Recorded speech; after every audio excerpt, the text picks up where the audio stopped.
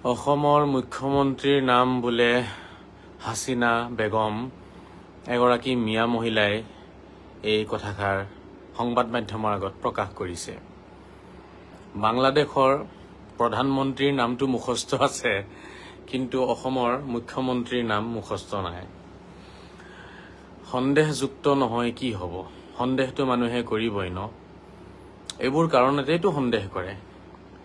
আপোনালোকে ভাবি চাওকচোন, কি মানুহ যে আমাৰ সমাজখনত আছে, মানে বৰ আচৰিত লাগে ভাবিলে। অসমৰ মুখ্যমন্ত্ৰীৰ নাম হাছিনা বেগম, অসমৰ মুখ্যমন্ত্ৰীৰ নাম বোলে হাছিনা বেগম। বুজি পাইছে? এয়া হৈছে যে আমাৰ অৱস্থা। সন্দেহযুক্ত নহয় কি হ'ব? এওঁলোকক সন্দেহ নকৰিলে কাক কৰিব? সেইকাৰণেই এষাৰ কথা বাৰে বাৰে আমাৰ মুখ্যমন্ত্ৰীয়ে কৈ আছে, সংবাদ মাধ্যমত প্ৰচাৰ হৈছে সন্দেহযুক্ত নাগৰিক। এই শব্দটো বহুতেই বুজি পোৱা নাই বা বুজিও নুবুজাৰ দৰে কৰি আছে। এই যে মিয়া মহিলাগৰাকীক যে সুধিছিলে অসমৰ মুখ্যমন্ত্ৰীৰ নাম কি, তেতিয়া যে কৈছিলে হাছিনা বেগম, বুজিছেনে? এইবোৰ কাৰণতে সন্দেহযুক্ত হয় তেওঁলোক। বাংলাদেশৰ শ্বেখ হাছিনাৰ নাম মুখস্থ আছে, বাংলাদেশৰ প্ৰধানমন্ত্ৰীৰ নাম মুখস্থ আছে, কিন্তু অসমৰ মুখ্যমন্ত্ৰীৰ নাম মুখস্থ নাই। এই কথাষাৰ কিবা আচৰিত যেন লগা নাই নে? একেবাৰে অকৰা মকৰা হলে কাৰো নাম মুখস্থ থাকিব নালাগে নহয়। একেবাৰে বোলে অকৰা হয়, বুজি চুজি নাপায়, এতিয়া দল সংগঠনে এইটোৱে কব অকৰা মানুহ হয়, বুজি নাপায়, লিখা পঢ়া নাজানে, তো আকৌ হাছিনাৰ নামটো কেনেকে মুখস্থ কৰিলে? ভাবি চাওক, সন্দেহযুক্ত কিয় নহব? লুৰিণজ্যোতি গগৈয়ে ভাষণ দি আছিলে, ভোটৰ কাৰণে যিকোনো কথা কৈ দিয়ে এওঁলোকে। এটা সময়ত সদৌ অসম ছাত্ৰ সন্থাত আছিলে, অলপ সন্মান চন্মান আছিলে, তাৰ পৰা ওলাই গৈ পেলাই যিখিনি আছিলে গোটেইখিনি খাই পেলালে। এতিয়া মিয়া মানুহৰ ভোট লবলৈ কাৰণে লুৰিণজ্যোতিৰো এতিয়া মাথাটো নষ্ট হৈছে যেন মোৰ লাগিছে। কৈ আছে কি নকব, মিয়া মানুহ নকব, সন্দেহযুক্ত নকব, স্বদেশী নে বিদেশী সেয়া কওক। আচ্ছা ঠিক আছে, আপুনিয়ে কওকচোন, অসমৰ মুখ্যমন্ত্ৰীৰ নাম যদি কোনোবাই হাছিনা বেগম বুলি কয়, তেতিয়াহ'লে লুৰিণজ্যোতি ডাঙৰীয়া সন্দেহযুক্ত নাগৰিক হয় নে নহয় তেওঁলোক? নে আপোনাৰ চকুতে একেবাৰে ঠিকে আছে? হাছিনা বেগমৰ নাম মুখস্থ ৰাখক, বাংলাদেশৰ প্ৰধানমন্ত্ৰীৰ নাম মুখস্থ থাকিব, পাকিস্তানৰ প্ৰধানমন্ত্ৰীৰ নাম মুখস্থ থাকিব, আফগানিস্তানৰ প্ৰধানমন্ত্ৰীৰ নাম মুখস্থ থাকিব, কিন্তু অসমৰ মুখ্যমন্ত্ৰীৰ নাম মুখস্থ যদি নাথাকে, আজিৰ তাৰিখত কাৰ ওচৰত মোবাইলটো নাই হে? কাৰ ওচৰত মোবাইল নাই? চবৰে ওচৰত মোবাইল আছে, সৰু ডাঙৰ। এই মোবাইল থকাৰ এই আৰু 5G নেটৱৰ্ক, এনেকুৱা দিনতো যদি কোনোবাই অসমৰ মুখ্যমন্ত্ৰীজন মতা মানুহ হয় নে মহিলা মানুহ হয় সেইটোও নাজানে, হাছিনা বেগম বুলি যদি কৈ দিয়ে, এই কিমান লাজ লগা কথা হৈছে। এইটো কিমান ঠাট্টাৰ পাত্ৰ হৈ গৈছে গোটেই মিয়া মানুহখিনি। এই 2-4জন এনেকুৱা মিয়া মাইকী মানুহ ক'ৰ পৰা ওলাই এওঁলোক বাৰু? বৰ আচৰিত মাইকী মানুহ এওঁলোক ওলাই। কিন্তু আৰু এজনী মিয়া মাইকী মানুহ, এই কি নাম এজনী, চুমি আখতাৰা, গোটেই বৃহৎ অসমীয়া সমাজক গালি পাৰিছে। অসমীয়া সমাজ বোলে মেটেকা হয়, আৰু কত শব্দ যে ব্যৱহাৰ কৰিছে যিখিনি আমি ইয়াতে কৰিব নোৱাৰো। তাৰপিছত যেতিয়া পুলিচে ধৰি লৈ গ'ল, তেতিয়া বুৰ্কা পিন্ধি গৈছে। মানে বুৰ্কাটো কি এই এনেকুৱা কামৰ কাৰণে ৰখা হৈছে নেকি? যেতিয়া পুলিচে ধৰিব, চেহেৰাটো লুকাই যাব লাগিব, সেইটো সময়ত বুৰ্কা পিন্ধিব লাগিব, তেনেকুৱা কিবা নিয়ম আছে নেকি? এনে গোটেই গা উলিয়াই ভিডিঅ' বনাইছে, গোটেই চুলি ওলাই ৰাখিছে। ঠিক আছে, যিবোৰ ফ্ৰক পিন্ধিছে, গোটেই হাতখিনি ওলাই আছিলে, বুকু চুকু এইফালে ওপৰ ফালে ওলাই আছিলে, বুকু পিঠি ওলাই পেলাই নৰ্মেল ভিডিঅ' বনাইছে। গালি পাৰোতে আকৌ চুলি আৰু হাত ভৰি উলিয়াই লৈছে। যেতিয়া পুলিচে ধৰি লৈ যায়, তেতিয়া কিন্তু আকৌ বুৰ্কা পিন্ধি লৈছে। মানে কি বুজিলে আপোনালোকে? কি বুজিলে কওক? পুলিচে ধৰি লৈ যাওঁতে বুৰ্কা পিন্ধি গৈছে, আৰু ভিডিঅ' বনাওতে এই চুমি নামৰ এই মিয়া মহিলাগৰাকী যেতিয়া ভিডিঅ' বনাই অসমীয়া সমাজক গালি পাৰিছিলে, তেতিয়া কিন্তু ফ্ৰক বা কিবা এটা পিন্ধি আছিলে, মানে চাৰিও দেহাটো ওলাই আছিলে, বিভিন্ন অংগ ওলাই আছে, চুলিখিনি ওলাই আছিলে। আৰু যেতিয়া পুলিচে লৈ গৈছে, তেতিয়া কিন্তু বুৰ্কা পিন্ধি গৈছে। অলপ কিবা আচৰিত যেন লগা নাই নে কৰ্মবোৰ? মানে আমাৰ বুৰ্খাটো এইটো কাৰণে নেকি? যেতিয়া পুলিচে ধৰি লৈ যাব, য'ত আপুনি নিজৰ চেহেৰা লুকাব লগীয়া হ'ব বা নিজকে লুকাই ৰাখিব বিচাৰিব, নিজৰ চেহেৰা বা আইডেন্টিটিটো যাতে কোনেও গম নাপাওক, তেনেকুৱা কিছু কামৰ কাৰণে বুৰকাটো ব্যৱহাৰ কৰা হয় নেকি নহলে এই সুমি নামৰ এই মহিলাগৰাকীয়ে এনেই ভিডিঅ' বনাওতেতো কাপোৰ চাপোৰ ইমান বেছি পিন্ধা নাছিলে কিন্তু পুলিচে ধৰি লৈ যাওঁতে বুৰকাখন পিন্ধি গৈছে এতিয়া বুৰকা পিন্ধি পলাবলগীয়া হয় কেলে মানে পুলিচৰ গাড়ীত বুৰকা পিন্ধি উঠিবলগীয়া হয় কেলে এইবোৰ চিন্তাৰ বিষয় শ্ৰদ্ধা ৰাইজ এনেই সন্দেহযুক্ত বুলি কয় নেকি আমাক নৰ্মেল যেটো কাপোৰত আপুনি গালি পাৰিছিলে হে নৰ্মেল কাপোৰতে আপুনি কিয় পুলিচৰ গাড়ীত নুঠিলে আপুনি স্পেশাল ড্ৰেছ এটা পিন্ধি পেলাই কেলে উঠিছে সেই বুৰকাটোক আপুনি অপমান কৰা নাই নেকি যি সকলে পিন্ধে কোনোবা ভাল মানুহ যদি বুৰকা পিন্ধি আছিলে তেওঁলোকেও ভাবিব আৰে বাবা বুৰকাটো এইটো কামৰ কাৰণে তাৰ মানে যেতিয়া কতবা চুৰি ডকাইতি ছয়তানি ধৰা পৰিব পুলিচে যেতিয়া ধৰিবলৈ আহিব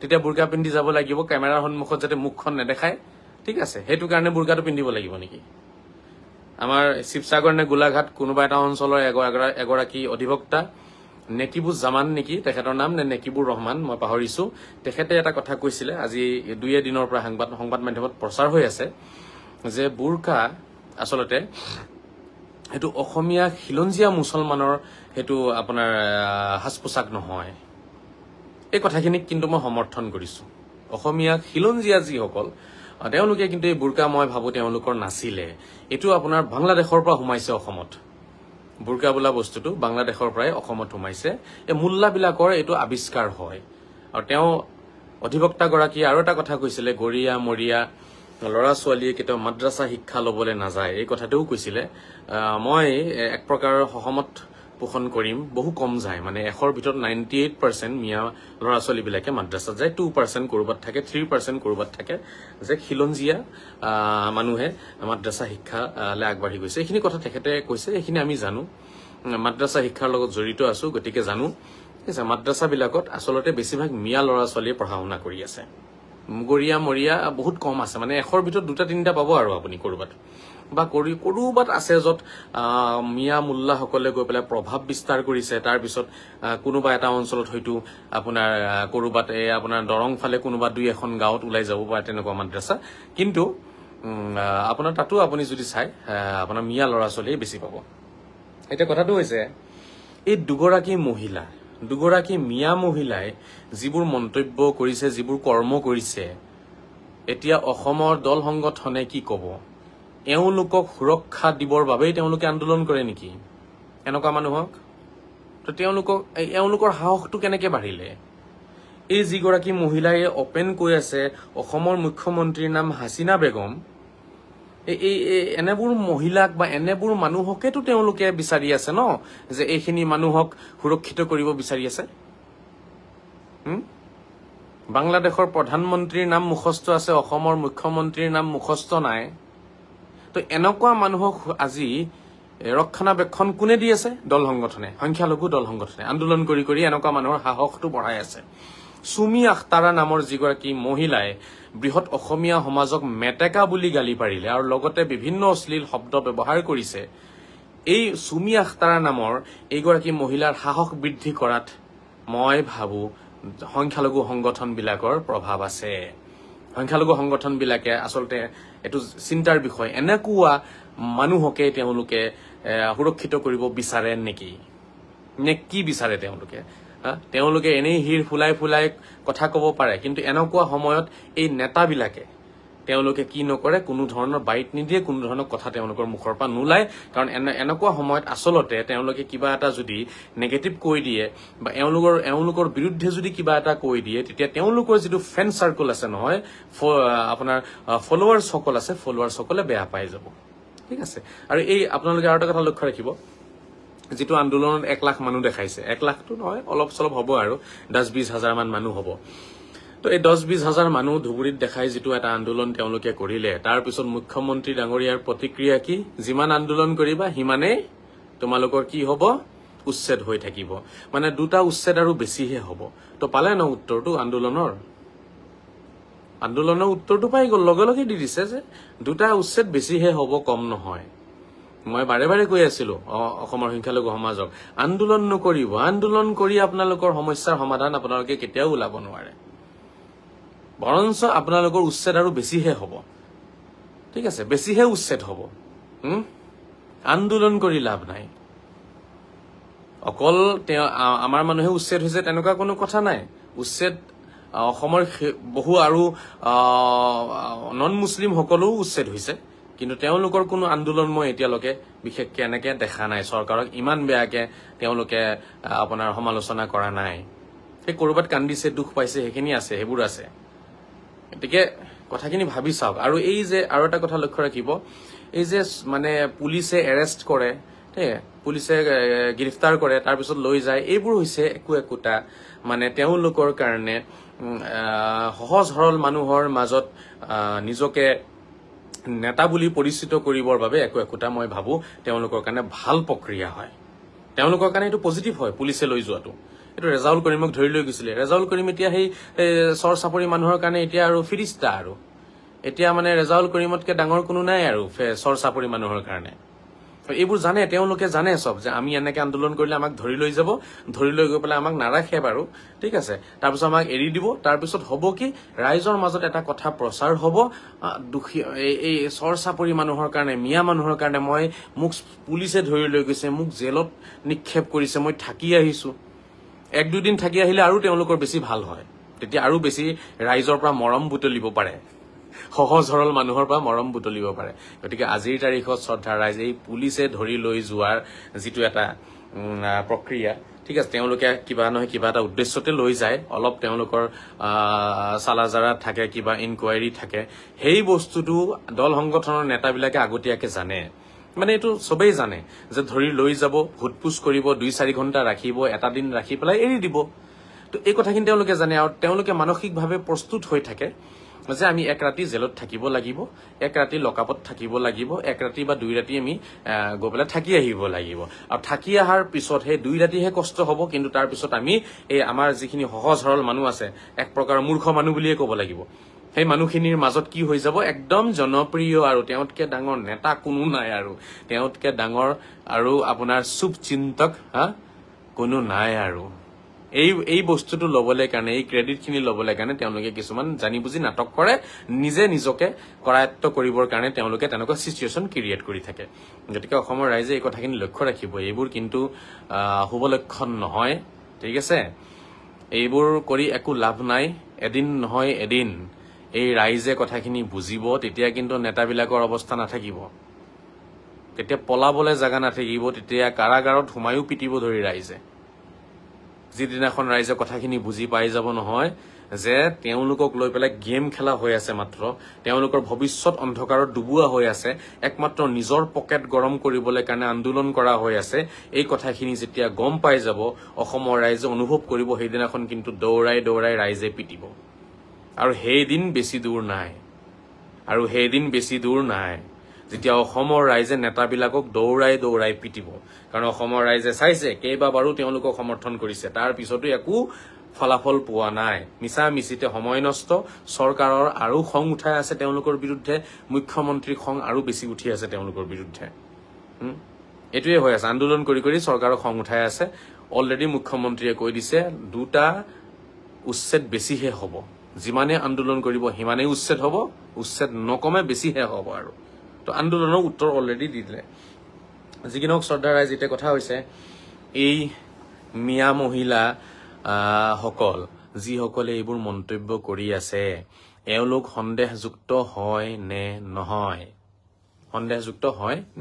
নহয় আপোনালোকে নিজে ভাবি চাওক আৰু এই গগৈ যে আছে 3 গৰাকী অখিল গগৈ তাৰপিছত আপোনাৰ এই অখিল গগৈ লুৰিণজ্যোতি গগৈ আৰু গৌৰৱ গগৈ এই গগৈ সকলক অনুৰোধ থাকিলে এই ভূত লবলৈ কাৰণে আপোনালোকে নামাজ নপঢ়িব ঠিক আছে ঈশ্বৰ আল্লাহ ভগৱানক মানে আল্লাহক বিশ্বাস কৰি নামাজ পঢ়িব ঠিক আছে এই ভূত লবলৈ কাৰণে যাতে আৰু আপোনালোকে নামাজ নপঢ়ে আপোনালোকে মিয়া মানুহৰ ভৱিষ্যত ধ্বংস কৰি আছে এই 3 গগৈয়ে মিলি পেলাই মিয়া মানুহৰ ভৱিষ্যত ধ্বংস কৰি আছে এই 3 গগৈৰ কথা আপোনালোকে নামানিব আৰু লগতে এই দল সংগঠনৰ কথাও নামানিব আপোনালোকৰ ভৱিষ্যত কিন্তু বহুত অন্ধকাৰলৈ গৈ আছে লাহে লাহে ডুবি আছে আপোনালোক 3 গগৈক মই বাৰম্বাৰ অনুৰোধ জনাই আহিছো আগতে এতিয়াও মই বাৰে বাৰে কম অনুৰোধ জনাম যে আপোনালোকে এই ভূতৰ কাৰণে আৰু আল্লাহৰ দৰবাৰত গৈ পেলাই নামাজ নপঢ়িব আৰু ভূতৰ কাৰণে নহয় ঠিক আছে যদি হসাকে আপোনালোকৰ মনত যদি ইছলামৰ প্ৰতি মৰম আছে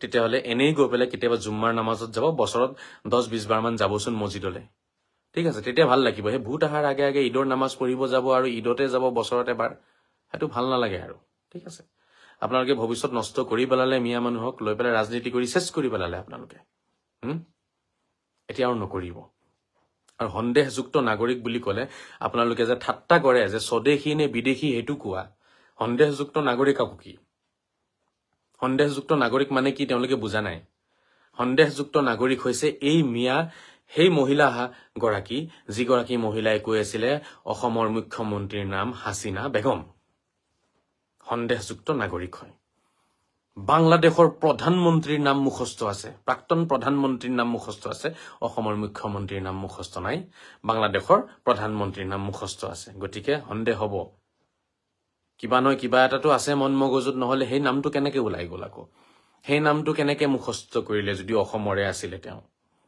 বাংলাদেশৰ প্ৰধানমন্ত্ৰীৰ নামটো মুখস্থ থাকে অসমৰ মুখ্যমন্ত্ৰীৰ নাম মুখস্থ নাথাকে বাংলাদেশৰ প্ৰধানমন্ত্ৰীৰ নামটো মুখস্থ কৰিবলৈ কাৰণে না তাতে আকৌ পঢ়া লিখা নালাগে নেকি ঠিক আছে মানিছো তেওঁ অশিক্ষিত মহিলা হয় সেইকাৰণে কৈ দিছে তো অশিক্ষিত এগৰাকী মহিলাই বাংলাদেশৰ প্ৰধানমন্ত্ৰীৰ নাম মুখস্থ কৰিব পাৰে অসমৰ মুখ্যমন্ত্ৰীৰ নাম মুখস্থ কৰিব নোৱাৰে নেকি হা হেতু নাম কেনেকৈ মুখস্থ কৰিলে তেতিয়াহলে এটোটো মানি লোৱা কথা নহব কোনোবাই কলেটো না মানুহ তো সন্দেহযুক্ত নাগৰিক আছে হেতু কাৰণে উচ্ছেদ হৈ আছে সালাজাৰা হৈ আছে তাৰ পিছত যিখিনি প্ৰমাণ হ'ব যে দেশৰে হয় ভূমিহীন হয় তেওঁলোকক এক কথাকে মাটি দিয়া হ'ব তো বস্তুটো একদম ক্লিন হয় ন একেবাৰে মানে ইয়াতে কোনো ধৰণৰ কোনো মই ভাবো মানে এই প্ৰক্ৰিয়াটোত উচ্ছেদ প্ৰক্ৰিয়াত কোনো ধৰণৰ সন্দেহ নাই কি এটো ঠিক চলি আছে মিছামিছি এটা ইস্যু বনাই লব কেতিয়াবা লুৰিন জ্যোতিয়ে বনাব কেতিয়াবা গৌৰৱ গগৈয়ে বনাব কেতিয়াবা আপোনাৰ অখিল গগৈয়ে বনাব কেতিয়াবা এই দল সংগঠনে বনাই পেলাই মিছামিছি মানুহখিনিক উল্লু বনাই আছে মিছামিছি মানুহখিনিক বুৰ্বক সজাই আছে গতিকে ৰাইজ আপোনালোকৰ সন্মুখত প্ৰমাণ দুটা প্ৰমাণ আজিৰ দিনটোত এই এগৰাকী মহিলা যিগৰাকীয়ে শেখ হাসিনা বেগমক কৈ আছে অসমৰ মুখ্যমন্ত্ৰী হয় বুলি সন্দেহযুক্ত নাগৰিক হয় আৰু এগৰাকী মিয়া মহিলাই গোটেই অসমৰ মানুহক অসমীয়া মানুহক মেটেকা বুলি গালি পাৰিলে আৰু বিভিন্ন অশ্লীল শব্দ ব্যৱহাৰ কৰি গালি পাৰিছে তাৰ মানে কি তেওঁ যে গালি পাৰিলে তেওঁ অসমীয়া নহয় এই কথাটোতো হেতু বুজা গৈছে ন অসমীয়া মানুহ অমুক তমুক অসমীয়া মানুহ মেটেকা হয় মেটেকাৰ দৰে মানে তেওঁলোকে জন্ম লৈ আছে অসমীয়া মানুহ আচ্ছা মেটেকাৰ দৰে কোন জন্ম লৈছে এটোটো সবেই জানে আমি জন্ম লৈছো নে কোন জন্ম লৈছে সবেই জানে এতিয়া তেওঁ যে অসমীয়া মানুহক মেটেকা বুলি ক'লে তো এটা প্ৰশ্ন হৈছে তুমি নিজে অসমীয়া হোৱা নোহোৱা তুমি যদি অসমীয়া নোহোৱা তেতিয়াহলে তুমি বাংলাদেশী হবা কাৰণ অসমতটো অসমীয়াই হ'ব ন যিসকল অসমৰ বাসিন্দা হয় তেওঁলোকেতো নিজকে অসমীয়া বুলি কৈ গৌৰৱ কৰে হিন্দু হওক মুছলমান হওক সকলোৱে গৌৰৱ কৰে কিন্তু এই সুমি নামৰ যিগৰাকী মিয়া মহিলাই অসমীয়াক যে গালি পাৰিলে তেওঁ নিজে অসমীয়া নহয় তাৰ মানে তেওঁ বাংলাদেশী হয় যদি অসমীয়া হয় তেতিয়াহলে অসমীয়াক গালি পাৰা মানে নিজকে গালি পাৰা হল নাই কথা কিন্তু আপোনালোকে বুজি পাইছে নাই নিজকে গালি পাৰা হল নাই কক অসমীয়াক গালি পাৰা নিজকে গালি পাৰা হ'ব আৰু কোনেও নিজকে গালি নাপাৰে কেতিয়াও মানুহে যেতিয়া গালি পাৰে নিজকে নাপাৰে কিন্তু বেলেগকহে মানুহে গালি পাৰে তাৰ মানে বুজা গল তেওঁ নিজকে অসমীয়া বুলি নাভাবে তেওঁ নিজকে বাংলাদেশী বুলি ভাবে সেইকাৰণেতো অসমীয়াক টাৰ্গেট কৰি গালি পাৰিছে অসমীয়া মেটেকা হয় অসমীয়া অমুক হয় তমুক হয় কিমান বেয়া বেয়া শব্দ ব্যৱহাৰ কৰিছে আকৌ পুলিচে ধৰি লৈ যাওঁতে তেতিয়া বুৰকা পিন্ধিছে তো বুৰকাটো এইটো কামৰ কাৰণেই আছে বৰ্তমান ঠিক আছে বেয়া কামত ধৰা পৰিলে যেতিয়া আপোনাৰ বাচিবলৈ জাগা নাথাকিব তেতিয়া বুৰকা পিন্ধি ল'ব জ্বলন্ত উদাহৰণ হৈছে সুমি আক্তাৰা নে আখতাৰা নাজানো আক্তাৰা বুলি লিখিছে সবে গতিকে সুমি আক্তাৰা হৈছে ইয়াৰ উদাহৰণ এইবোৰ ক্ষেত্ৰত আজি তাৰিখত বুৰকা ব্যৱহাৰ কৰা হৈ আছে সেইকাৰণে অধিবক্তা গৰাকী যেটো মন্তব্য আছিল নেকিবুজ্জামান নেকি তেখেতৰ মন্তব্যক সমৰ্থন জনাইছো এই বুৰকা আসলতে অসমীয়া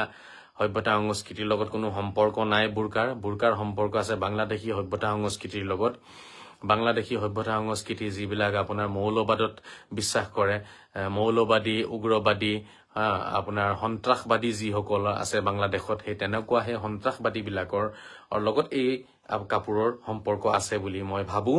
গতিকে অসমত কেনেকে বিস্তাৰ হ'ল এইটো আপোনালোকে নিজে উলিয়াই ল'ব। যি কি নহওক, কিছু ভাল মানুহেও পিন্ধিব পাৰে, সেইটো এটা বেলেগ কথা। কিছু মানুহৰ মন মগজু ভাল থাকিব পাৰে, তেওঁলোকে পিন্ধে চাগে, গতিকে আমাৰ সেইটো ক'বলগীয়া একো নাই। কিন্তু চুমি আখতাৰাই যেতিয়া পুলিচে ধৰি লৈ গৈছে তেতিয়া কিন্তু বুৰ্কা পিন্ধিছিলে, আৰু যেতিয়া গালি পাৰি আছিলে অসমীয়া মানুহক তেতিয়া কিন্তু বুৰ্কা পিন্ধা নাছিলে। তো ইয়াৰ পৰা বুজা গৈছে বুৰ্কাৰ মানে আপোনাৰ ইউজেছখিনি কি হয়, ক'ত ক'ত ইউজ কৰিব লাগে বুৰ্কা। গতিকে এই আছিলে কথা, যে এইসকল মানুহ আচলতে সন্দেহযুক্ত হয় নে নহয় এই কথাষাৰ আপোনালোকে ভাবি চাওক। আৰু দল সংগঠনে এনেকুৱা মানুহবিলাকৰ চিন্তা বেছি কৰে নেকি? এনেকুৱা মানুহৰ চিন্তা তেওঁলোকে বেছি কৰে চাগে। সেইটো কাৰণে তেওঁলোকে সদায় চাব, আন্দোলন কৰি কৰি এই মানুহখিনিক বচাব বিচাৰি থাকে, বচাব কাৰণে আন্দোলন কৰিব। গতিকে এইটোৰ বহুত বেয়া লক্ষণ নাই। আমাৰ ৰাইজ সজাগ হওক। আপোনালোকৰ দুখ নাই, আপোনালোকক উল্লু বনাই আছে।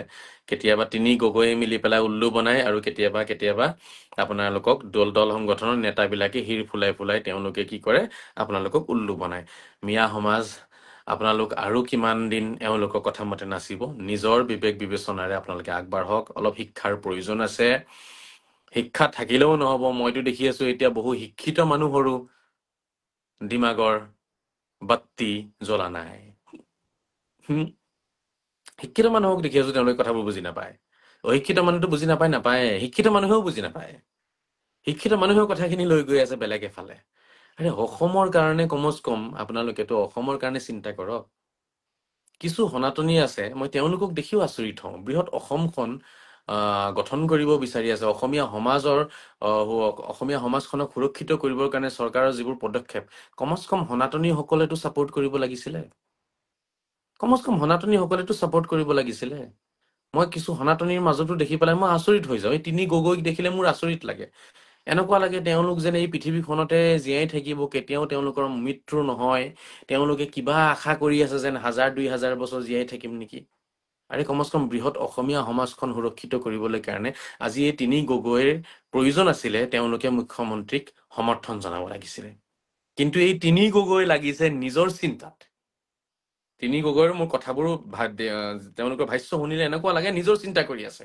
কেনেকে নিজৰ চকীখন পোৱা যাব, কেনেকে বিধানসভাত কেনেকে জিকিব পৰা যাব, বা 26ত কেনেকে জিকিব পৰা যাব। প্ৰতিটো ক্ষেত্ৰতে তেওঁলোকক দেখি আছো তেওঁলোকে ৰাজনৈতিক চিন্তাধাৰাখিনি লৈ পেলাই আগবাঢ়ি আছে। কিন্তু অসমৰ মুখ্যমন্ত্ৰীক এফালে চাওক, তেওঁ নিজৰ ভৱিষ্যত কিন্তু তেওঁ আজি লগাই দিছে ক'ত? তেওঁ নিজৰ ভৱিষ্যতক তেওঁ কিন্তু এক প্ৰকাৰত ধ্বংস কৰা যেন লাগি আছে, হয় নহয়? তেওঁ আজি এই অসমীয়া সমাজখন গঠন কৰিবলৈ গৈ পেলাই বৃহৎ এটা মিয়া সমাজক তেওঁ কি কৰিছে, চেলেঞ্জ কৰিছে।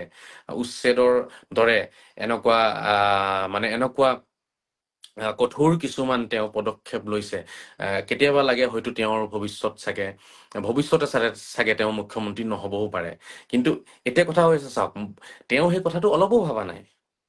অসমৰ মুখ্যমন্ত্ৰীক মই সেইকাৰণে চেলিউট দিওঁ যে তেওঁ নিজৰ ভৱিষ্যতৰ কথা এবাৰো ভবা নাই, যে মই আৰু এবাৰ মুখ্যমন্ত্ৰী হ'ব পাৰিম নে নোৱাৰিম। তেওঁৰ এই কথাটো কিন্তু অলপো তেওঁ ভবা নাই। তেওঁৰ কথা হৈছে মই অসমীয়া সমাজক সুৰক্ষিত কৰিহে এৰিম, লাগিলে মই নেক্সট বাৰ মুখ্যমন্ত্ৰী হলেও হ'ম, নহলেও নাই। মোৰ ৰাজনৈতিক ভৱিষ্যত অন্ধকাৰত ডুবি যাওক লাগিলে, কিন্তু মই অসমীয়া সমাজক সুৰক্ষিত কৰিম। এই কথাটো কিন্তু আজি গোটেই অসমৰ অসমীয়াসকলে অনুভৱ কৰিব লাগিব। কোনেনো বিচাৰিব এনেকুৱা, কওকচোন? নিজকে আপুনি যদি CM হৈ যায়, আপুনি জানো বিচাৰিব যে মই অহা নেক্সট 5টা বছৰৰ কাৰণে মই CM নহলেও নাই? তেনেকে কোনেও নিবিচাৰে। চবেই বিচাৰিব মই আকৌ CM হ'ম। আৰু সকলোৱে CM হবলৈ কাৰণে তাৰ বাবে কি কৰিব?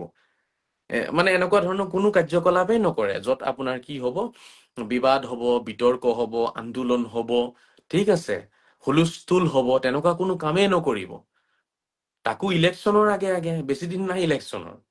ইলেকশ্যনৰ আগে আগে এনেকুৱা কাৰ্যকলাপ, এনেকুৱা পদক্ষেপ কোনে হাতত ল'ব? এনেকুৱা এজন মানুহেই ল'ব লাগিব যাৰ হিৰে হিৰে বৈ আছে দেশৰ বাবে প্ৰেম, ৰাইজৰ বাবে প্ৰেম, বৃহৎ জাতিৰ বাবে প্ৰেম, বৃহৎ অসমীয়া জাতিৰ ভৱিষ্যত সুৰক্ষিত কৰিবৰ বাবে এনেকুৱা সিদ্ধান্ত ল'ব পাৰিব এজন ব্যক্তিয়ে। নিজৰ ভৱিষ্যতক অন্ধকাৰত ডুবাই জাতিৰ ভৱিষ্যত উজ্জ্বল কৰিব গৈ আছে অসমৰ মুখ্যমন্ত্ৰী ডাঙৰীয়াই। কাৰণ এই সন্দেহযুক্ত নাগৰিকৰ পৰা যেতিয়ালৈকে অসমৰ বৃহৎ অসমীয়া সমাজখন মুক্ত নহব, তেতিয়ালৈকে এই অসমীয়া সমাজ সুৰক্ষিত নহয়, সভ্যতা সংস্কৃতি সুৰক্ষিত নহয়। এইটো বহুত ভাবিবলগীয়া কথা। নিজৰ চকীখন সুৰক্ষিত কৰিবৰ বাবে আগতে মানুহে চিন্তা কৰে। আজিৰ তাৰিখত যিমান নেতাবিলাকে চিঞৰি আছে, চবে নিজৰ চকী সুৰক্ষিত কৰিব বিচাৰি আছে।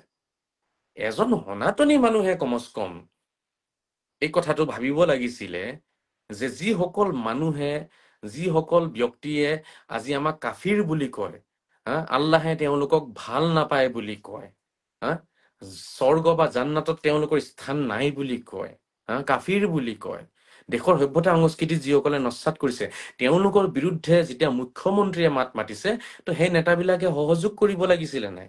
কিন্তু তেওঁলোকে সহযোগ নাই কৰা। তেওঁলোকে লাগি গৈছে ৰাজনীতিত, নিজৰ গাদী 26ত কেনেকে মই বিধায়ক হ'ম, কোনোবাই ভাবি আছে মই কেনেকে কিং মেকাৰ হৈ যাম, কোনোবাই ভাবি আছে মই কেনেকে কি হৈ যাম।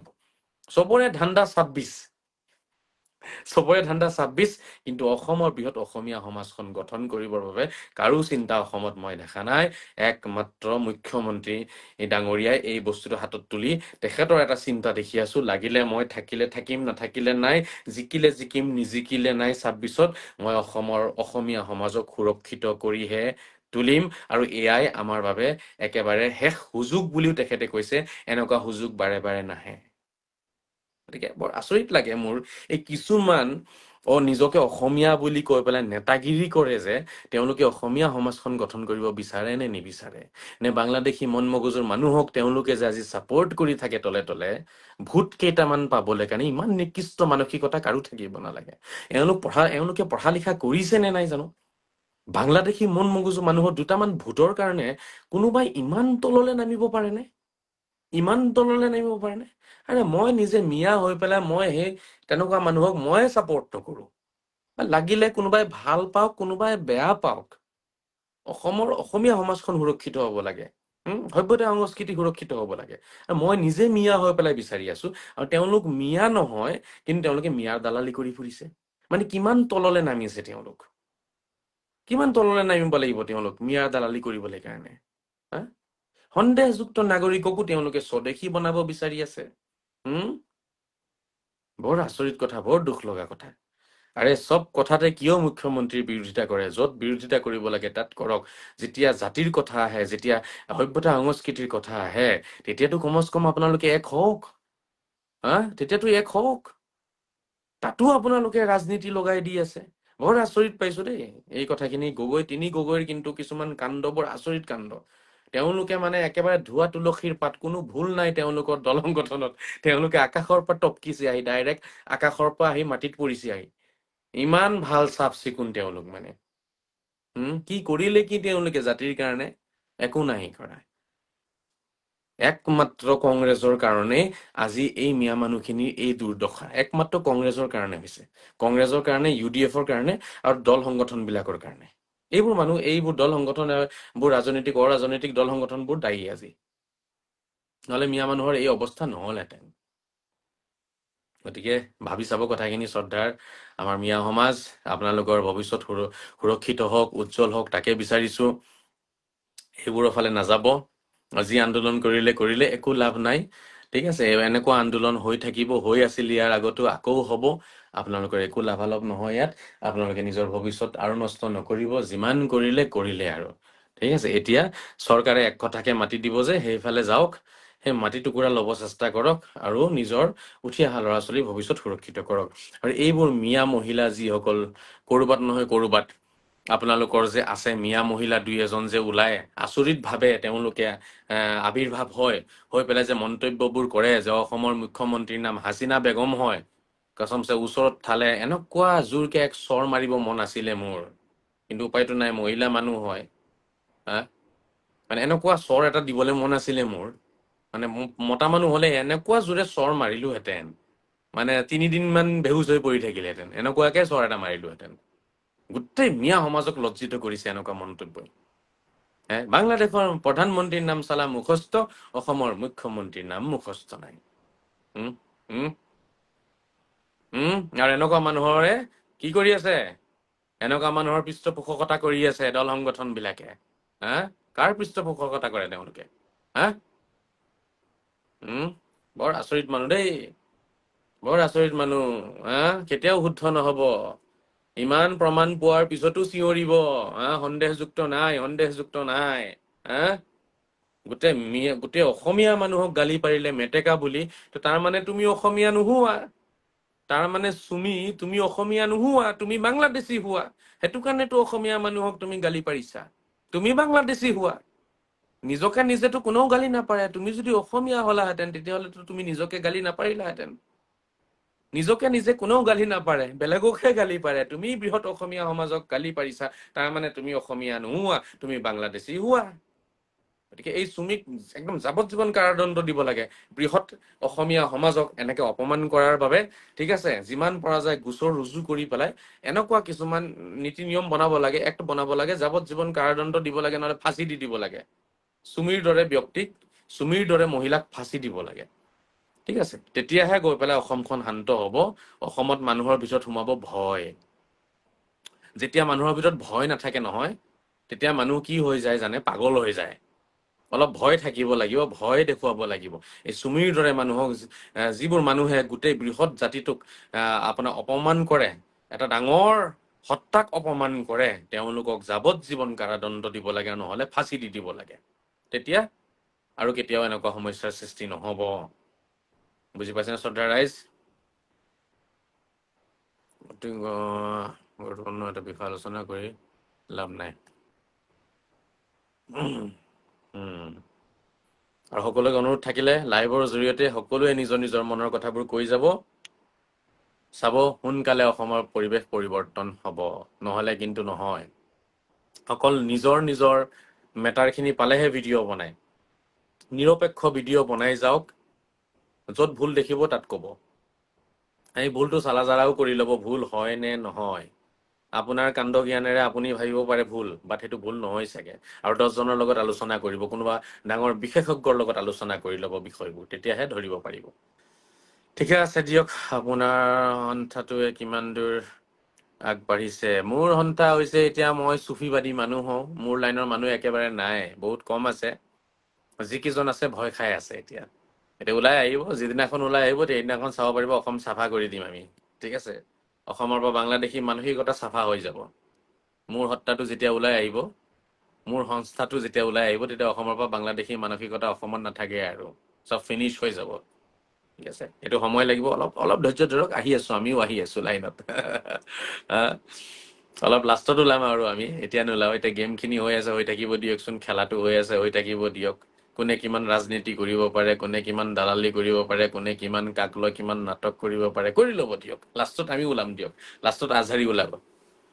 ঠিক আছে, আজহাৰিক লাষ্টত আপোনালোকে নিজেই লগ দিব। যেতিয়া কোনোফালে আপোনালোকৰ কোনো সুবিধা নাপাব, তেতিয়া নিজেই ক'ব যে মুস্তফা কামাল আজহাৰিক লগ দিওঁগে এতিয়া। তেতিয়া জাতিৰ ভৱিষ্যত সুৰক্ষিত হ'ব, নহলে সুৰক্ষিত নহয়। এই লাঞ্ছনা, এই অপমান সদায় সহ্য কৰিব লাগিব। বুজি পাইছেনে শ্ৰদ্ধাৰ ৰাইজ? এই লাঞ্ছনা সদায় আমি কি কৰিব লাগিব? সহ্য কৰিব লাগিব। আমি ফিনিছ। কেইদিনমান আগতে আজমলে আমাক ফিনিছ কৰি দিছিলে, মিয়া নহলে অসম নচলে। আৰু আজি এগৰাকী মহিলাই স্পষ্টকে কৈ দিলে, অসমীয়া মানুহ অমুক তমুক, অসমীয়া মানুহ মেটেকা। মেটেকাটো ক'ব পৰা গৈছে, বাকী শব্দখিনি মানে এনে মই কৈ দিওঁ বাৰু, এনে অফলাইন মই সেইবোৰ শব্দ কৈ দিওঁ। ময়ো আজিকালি বেলেগ ধৰণৰ মানুহ হৈছো, ময়ো ইমান লাজ চাজ নকৰা হৈছো। মোৰ সন্মুখত তেনেকুৱা শব্দ ক'লে মই 3বাৰ কৈ দিওঁ আৰু। বুজি পাইছেনে? তোৰ মাক অমুক, তোৰ নানীক অমুক, তোৰ দাদীক অমুক, মই চবকে কৈ দিওঁ। কিন্তু লাইভত ক'বলৈ বেয়া আৰু। কিন্তু এনে আপোনালোকে আহিব মোক লগ কৰি, মোক এটা গালি দি চাবচোন, তাৰপিছত যদি আপোনাৰ 14 গোষ্ঠীক মই গালি নাপাৰিছো। বুজিছেনে? সেই মহিলাগৰাকীক মই এটা ভিডিঅ' বনাই গালি দিবলৈ মন আছিলে, কিন্তু সভ্য সমাজে যিহেতু কথাখিনি গ্ৰহণ নকৰিব, সভ্য সমাজে কথাটো মোকেই বেয়া পাব পিছত। সেইকাৰণে নহলে চুমিক মই ভিডিঅ' বনাই গালিটো দিলোহেঁতেন। বুজি পাইছেনে? কিন্তু দিয়া নাই আৰু দিয়ক, কোনোবাই দি দিব বুলি আশা ৰাখিলো। ঠিক আছে, কোনোবাই গালিৰে উত্তৰটো দি দিব লাগিব। লোহাক লোহাই কাটিব পাৰে, গতিকে তেনেকুৱাকে অলপ দিব লাগিব, হয়নে?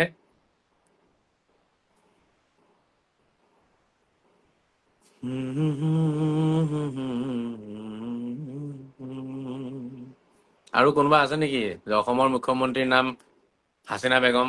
তেনেকুৱা আৰু কোনোবা আছে নেকি? আৰে ভাই দলংগত নমো, তোমালোকে অলপ মানুহক বুজোৱা। মুখ্যমন্ত্ৰীৰ নামটো মুখস্থ কৰোৱাচোন আগতে। ঠিক আছে, পিছত ভৱিষ্যত সুৰক্ষিত কৰিবা তোমালোকে তেওঁলোকৰ। বাংলাদেশৰ প্ৰধানমন্ত্ৰীৰ নাম মুখস্থ কৰাইছা আৰু অসমত তেওঁলোকক লৈ আন্দোলন কৰি ফুৰিছা। হুম? তেওঁলোকক লৈ লৈ পেলাই তোমালোকে একদম হুংকাৰ কি চাব, এটা ডাঙৰ ডাঙৰ হুংকাৰ। এই হুংকাৰ দিয়া মানুহখিনিক যদি মিডিয়াই মাতি মাতি সুধে নহয়, এটা আনচাৰ দিব নোৱাৰিব। আচ্ছা, মিডিয়াৰ এইখিনি কৰ্মক মই শলাগ লৈছো, ধন্যবাদ জ্ঞাপন কৰিছো। এনেকুৱা কৰ্ম মিডিয়াই কৰিব লাগিব। এতিয়া য'তে যে মানে এনেকুৱা সন্দেহযুক্ত নাগৰিক পাব, তাতেই প্ৰশ্ন কৰিব লাগে, বিভিন্ন প্ৰশ্ন কৰিব লাগিব তেওঁলোকক। বুজি পাইছেনে? বিভিন্ন প্ৰশ্ন কৰিব লাগিব। তেতিয়া আৰু আমাৰ তিনি গগৈৰ মূৰত সোমাবগৈ যে অসমত কি আছে, সন্দেহযুক্ত নাগৰিক আছে। সেইটো তেওঁলোকে মানিব তেতিয়া। সন্দেহযুক্ত নাগৰিক আছে বুলিহে নামানে। তেওঁলোকে নামানে। তেওঁলোকৰ কথা হৈছে স্বদেশী নে বিদেশী কোৱা, দুটাৰ ভিতৰত এটা। আৰু এটা নাই, আধা স্বদেশী আধা বিদেশী, সেইটো নাই বোলে। সেইটো কেটেগৰীয়ে নাই বোলে তেওঁলোকৰ। আৰু কিমাননো কৰিব আপোনালোকে এইবোৰ? দোৱা কৰি আছে মাজে মাজে, নামাজ পঢ়ি আছে মাজে মাজে, অকল ভোট কেইটা লাগে, বাছ অকল ভোট কেইটা লাগে। এইবোৰ কৰি গৈ পেলাই অকলে কৰবাত বহি বহি হাঁহিব চাগে তেওঁলোকে, যে আজি দোৱা কৰি আহিলো, আজি নামাজ পঢ়ি আহিলো, ভোট কেইটা পাই যাম দে এইবাৰ। এইবাৰ আৰু নামাজ পঢ়িলে দোৱা কৰিলে কোনেও ভোট নিদিয়ে আৰু। বুজি পাইছে অসমৰ ৰাইজে নামাজ আৰু দোৱাৰ আঁৰৰ কাহিনীটো? ৰাইজে বুজি পাইছে। যিমানে নামাজ পঢ়ক, যিমানে দোৱা কৰক, ঠিক আছে, এইবাৰ গগৈ ডাঙৰীয়া ভোট নাপায়। ঠিক আছে। আপোনাক ভোট দিব সেইসকল সনাতনীয়ে, যিসকল সনাতনীয়ে বৃহৎ অসমীয়া সমাজখন গঠন কৰিব নিবিচাৰে চাগে। ঠিক আছে, বৃহৎ অসমীয়া সমাজৰ সভ্যতা সংস্কৃতি সুৰক্ষিত কৰিব নিবিচাৰে চাগে। তেওঁলোকে ভোট দি দিব আপোনাক, তেওঁলোকে দি দিব, বাকী নিদিয়ে কোনো। বাকী ভোট আপুনি নাপায় চাগে। নামাজ পঢ়িলেও নাপায়, পূজা কৰিলেও নাপায়। অলপ নিজকে শুধৰণি কৰক, ঠিক আছে গগৈ ডাঙৰীয়া, অলপ নিজকে ঠিক কৰক। এইবোৰ নকৰিব আৰু। ঈশ্বৰ আল্লাহ ভগৱানৰ নামত আৰু ৰাজনীতি নকৰিবচোন, বহুত কৰিলে। এটা লাইনতে থাকক, এটা লাইনতে থাকক। চব লাইনত যাব আছে, মোৰ দৰে হওক। নিজৰ ভুলখিনি ক'ব চেষ্টা কৰক। সেইটো নকয় আপুনি কেতিয়াও নিজৰ ভুলখিনি।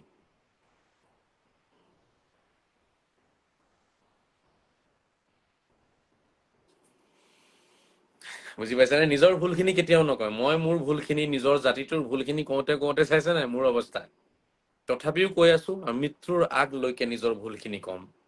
নিজৰ ভুল কেতিয়াও লুকাই নাৰাখো মই। কোনোবাই ভাল পাওক, কোনোবাই বেয়া পাওক, মোৰ একো আহে নাযায়। ঠিক আছে, কাৰণ ইছলাম এইটোৱে হয়, ইছলামৰ মূল সুঁতি এইটোৱে হয়। নিজৰ ভুল আগতে কয় মানুহে, তাৰপিছত বেলেগৰ ভুল যদি ক'ৰবাত আছে দেখা যাব, বাট নিজৰ ভুলখিনি আগতে সম্পূৰ্ণকে শুধৰাই ল'ব লাগে। গতিকে যিসকলে ভাবি আছে আমি সকলো ধৰ্মক মানি চলো, আমি ভোটৰ কাৰণে যোৱা নাই, তেওঁলোকে আগতে নিজৰ ভুলখিনি, নিজৰ জাতিটোত থকা ভুলখিনি, নিজৰ জাতিটোত থকা দালালখিনিক আগতে উলংঘ কৰক। তাৰপিছত বেলেগ এটা জাতি ধৰ্মৰ মানুহৰ ওচৰত গৈ পেলাই নামাজ পঢ়িব, ৰোজা ৰাখিব। ঠিক আছে, নিজৰখিনি ঠিক কৰি লওক আগতে। নিজৰ ভিতৰতে দেখোন চেডেলি ভেডেলি হৈ আছে, দেখোন চেডেলি ভেডেলি হৈ আছে। এজনে ছাপোৰ্ট কৰে, এজনে ছাপোৰ্ট নকৰে, 10জনে ছাপোৰ্ট কৰে, 5জনে ছাপোৰ্ট নকৰে, নিজৰে ভিতৰত চেডেলি ভেডেলি। মই ধৰিব পৰা নাই এতিয়া। আৰু এই চেডেলি ভেডেলি লগাইছে এই নেতাবিলাকে। আৰে কমচ কম অসমৰ স্বাৰ্থত, বৃহৎ অসমীয়াৰ স্বাৰ্থতটো আপোনালোকে এক হওক। ইয়াতো আপোনালোকৰ এইবোৰ মানে আলোচনা, ইয়াতো ৰাজনৈতিক চিন্তাধাৰা। আৰে অসমৰ CM-এ নিজৰ ৰাজনৈতিক ভৱিষ্যত, আপোনাৰ ভৱিষ্যতৰ কথা চিন্তা নকৰাকৈ তেওঁ অসমীয়াৰ ভৱিষ্যত চিন্তা কৰি পেলাই তেওঁ লাগিছে।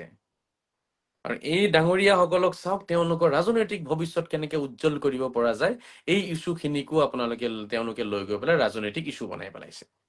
চিন্তা কৰক। ভাবি চাওক, এই বিৰোধী পাৰ্টিবিলাকৰ কথা কৈছো, বিৰোধী নেতাসকল তেওঁলোকে নিজৰ ৰাজনৈতিক ভৱিষ্যতটো সুৰক্ষিত কৰিব বিচাৰি আছে আৰু বৰ্তমানৰ চৰকাৰখনৰ মুখ্যমন্ত্ৰীয়ে নিজৰ ৰাজনৈতিক ভৱিষ্যতৰ কথা এবাৰো ভবা নাই ভাবিলেতো চব ঢিলা কথা ক'লেহেঁতেন নৰম নৰম কথা ক'লেহেঁতেন সকলোকে মিলাই কথা ক'লেহেঁতেন কোনোবা বাংলাদেশী থাকিলে থাকক কোনোবা সন্দেহযুক্ত থাকিলে থাকক মোৰ ক'বলৈ একো নাই হা এই লাখ লাখ মানুহৰ মনত তেওঁ মানে আঘাত নিদিলেহেঁতেন হয় নহয় যদি নিজৰ ৰাজনৈতিক চিন্তাধাৰাখিনি তেওঁ ৰাজনৈতিক ভৱিষ্যতটো তেওঁ মানে বহাল ৰাখিব বিচাৰিলেহেঁতেন সুৰক্ষিত কৰি ৰাখিব বিচাৰিলেহেঁতেন তেওঁৰ সেইবোৰ চিন্তা নাই তেওঁৰ ৰাজনীতিৰ ঊৰ্ধত গৈ পেলাই জাতিৰ কাৰণে মাটিৰ কাৰণে ভেটিৰ কাৰণে তেওঁ লাগিছে সভ্যতা সংস্কৃতিৰ কাৰণে মাত মাতিছে ৰাজনীতিৰ ঊৰ্ধত গৈছে তেওঁ ৰাজনীতিৰ ঊৰ্ধত গৈ নিজৰ চকীখনৰ ভৱিষ্যতো সুৰক্ষিত নকৰাকৈ কোনজন ব্যক্তিয়েনো জাতিৰ কাৰণে মাত মাতে সকলো ব্যক্তিয়ে জাতিৰ কাৰণে মাত মাতে আগতে নিজৰ ভৱিষ্যত সুৰক্ষিত কৰি লয় নিজৰ চকীখন সুৰক্ষিত কৰি তাৰ পিছতহে মাত মাতে আৰু সিমানখিনিয়ে মাত মাতে যিমানখিনি মাত মাতিলে নিজৰ চকীখন সদায় সুৰক্ষিত হৈ থাকিব তেনেকুৱা কোনো ইছ্যুতে মাত নামাতে য'ত মাত মাতিলে নিজৰ চকীখনৰ ভৱিষ্যত সুৰক্ষিত নাথাকিব তেনেকুৱা কোনো ইছ্যুতে তেওঁ বেছিভাগেই মাত নামাতে কিন্তু অসমৰ মুখ্যমন্ত্ৰীক শলাগ ল'ব লাগিব তেখেতে যিখিনি কষ্ট কৰি আছে জাতিৰ কাৰণে মাটিৰ কাৰণে অসমৰ সভ্যতা সংস্কৃতি সুৰক্ষিত কৰিবৰ বাবে বৃহৎ অসমীয়া সমাজৰ সুৰক্ষাৰ কাৰণে যিখিনি তেওঁ কৰিছে এয়া কিন্তু এক ইতিহাস হয় এয়া কিন্তু এক ইতিহাস কোনোবাই মানক বা নামানক এয়া কিন্তু এক ইতিহাস হয় যে অসমৰ ভৱিষ্যত অসমীয়া সমাজৰ ভৱিষ্যত সুৰক্ষিত কৰিবলৈ এগৰাকী CM এগৰাকী মুখ্যমন্ত্ৰীয়ে নিজৰ কথাও চিন্তা কৰা নাছিলে নিজৰ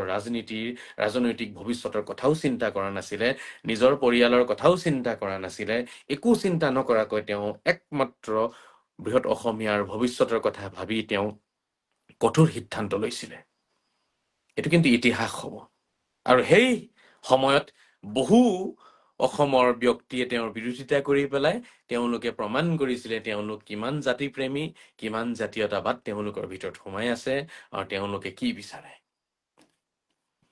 ঠিক আছে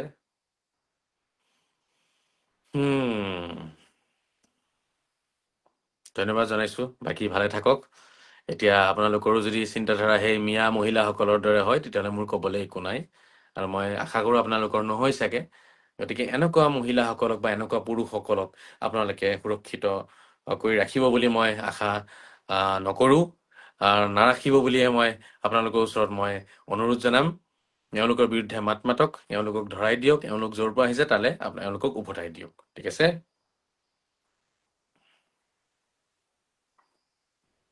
ঠিক আছে এতিয়া এৰো ভালে থাকক যিমান পৰা যায় সুখেৰে থাকক শান্তি আনিব চেষ্টা কৰক শান্তি তেতিয়াই আহিব যেতিয়া মই কোৱা কথাখিনি আপোনালোকে মানি ল'ব তাৰ আগত শান্তি নাহে আৰু কোনেও আনি দিব নোৱাৰে বাকী আপোনালোকে চাই যাওক অলপ চাই লাহে ধীৰে বিশ্বাস কৰিব কোনেনো কৈছে আপোনালোকক এতিয়াই বিশ্বাস কৰি ল'বলৈ কাৰণে আৰু এবছৰ দুবছৰমান চাই লওক যেতিয়া দেখিব পানী একেবাৰে মূৰৰ ওপৰত দি গৈছে মাৰি পিটি চিধা কৰি দি আছে আমাক তেতিয়া নিজে নিজে বিশ্বাস কৰিব যে আজাৰীয়ে ঠিকেই কৈছিলে